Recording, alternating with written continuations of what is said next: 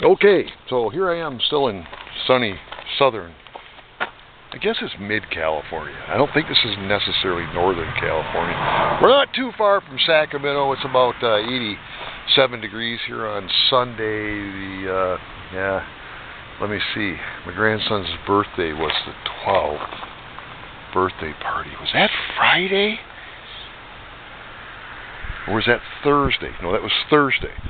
So we got Friday 13th. Hey, Friday the 13th. Hey, wow, we made it! 14th is Saturday. Today's the 15th. It's Sunday, and my grandson for his birthday, the older grandson for his birthday, he wanted lights, a light bar like that, and then show lights. Okay, so this was from his parents. This was a kind of a deal between his dad and I. We got together, teamed up, did a little team effort. All right. So here I did all the wiring. I just finished this project. I know it looks like a slop job and all that kind of stuff, but I still got some trimming to do up here on these guys. But here we go. Here's his headlight. Can you see that? Sucker's bad to the bone, Joshua. Bad to the bone. So there's that. And turn that off. And then I got him the show lights. What happened to that controller? Here we go with the lost controller. Oh, it's in my hand.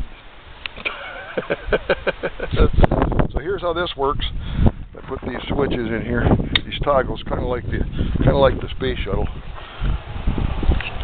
That's what he wanted. Okay. So you turn that switch on, and here's his headlight switch. Headlight switch on and off.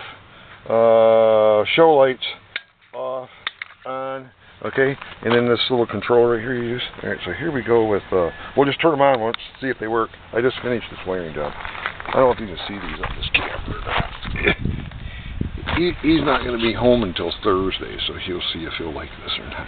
Alright, just push this program button, one click, changes colors. See that? Can you see that in that camera? There you go. There we go. See, it changes programs. Here's speed up and down. There's speed up, speed down. All right. And there's a different program, another program with flashing. That looks more like a da-da-da-da-da running. Running. I would have liked these when I was a kid. These are pretty cool. So I got them on both sides. I got them in place where you want them. Let me see if I can lower this camera down where you can still see where I put these together at. Oh, the life of a grandfather. Oh, the life of a grandfather. So, but now, oh yeah, and then here's the program once. See what happens? You just keep pushing this program button. It'll do all kinds of fun things, okay? Like a Christmas tree, like that. These are genuine motorcycle, car, outdoor kind of things. They really seem to be well built. From what I can see here, okay, from what I've experienced, they're all in plastic case, rubber case, if you will. The LEDs are and stuff. I think they'll work. I think they will. I think they'll be able to handle the dirt and the moisture and stuff just fine. So that's all done. Now, let me see. Now on off here on this little controller, turn them off here like that right there. All right. Then I'm going to go up here. He wanted an auxiliary switch out here. This is all, it's his birthday, so I was just taking orders, putting the lights where he wanted them, turn the power off there. There. Lighting project is done.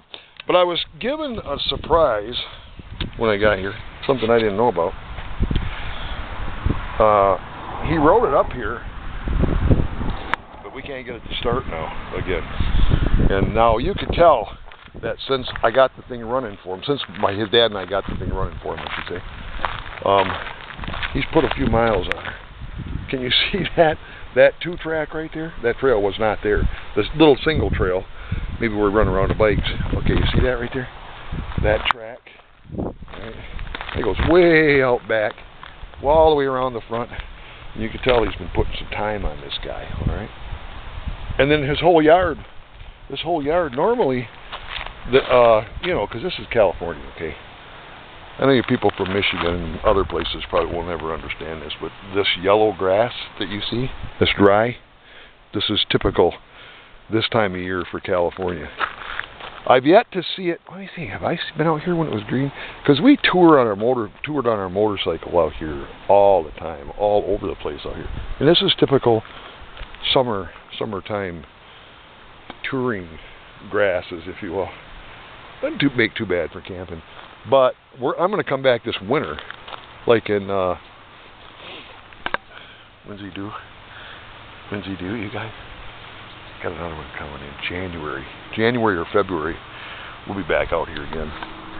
I'm hoping to see this thing actually green. All right. But anyway, you can tell if you look here close enough, you can tell these areas that are just all packed down and stuff. That's all from this Yerf Dog. So he's got some miles on her. Had to weld up the axle and stuff and some different things. But now we got an engine that won't run. Been through a carburation, ignition, got to plug in it, got a thing. But she's pushing puffing a little bit of air back through the carb. And I think we got a valve problem. All right. Now, how many of you have ever adjusted valve lash? Like on a little Briggs & Stratton lawnmower?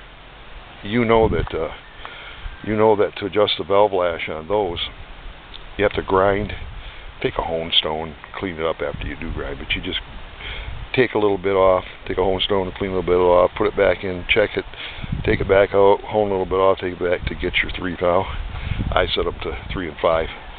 I don't know what everybody else sets them at, but that's kind of been my history. 3 and 5 on the 5 on the exhaust because it's a little hotter. 3 on the intake. But then Honda and lots of other ones. Matter of fact, the new Harley, the new Yamaha Venture, the big ones, the big twins that have got the fork because they went to 4 valve heads. They got to have 1 valve adjustable. They do this too. They run a screw down through the top of the rocker, put a lock nut on it, and then you adjust with that screw to get your valve lash set. All right. So I've got my fingers crossed that the little Hondas, the little 350 Hondas, 750 Hondas, I've adjusted thousands of those, the little ones, the 90s and the 50s and the 70s and a lot of manufacturers use it, but I'm really used to Honda. So I'm kind of hoping that they might have copied that these Chinese who made this little motor. Howitt, I think it's called Howitt. It's a GY6 motor. I looked it up already once. It's a GY6 scooter motor. Used to be you could buy that whole combination motor and everything for a GY6 scooter for $117. Complete engine. Now I checked them out and they're $339. So this one I'm actually going to take the top. I've never been inside of one. I just replaced the whole motor. You know, what's the point? But this one I'm going to take this. I'm going to do a little quick compression test. Got a compression tester. Let's see. Got a compression tester. It's got 10 millimeter plugs on it. My son-in-law went and got these for her. See it? Is that pretty? That's something you don't see every day. Nice setup. Nice setup, sunshine. Way to go. So I'm going to check that, do a compression test, but I just about got money on it. And before we split the thing down, got to come out anyway, because what good's a beautiful Yerf Dog like this for with all these fancy lights if it don't run? I guess you can use it as a Christmas tree.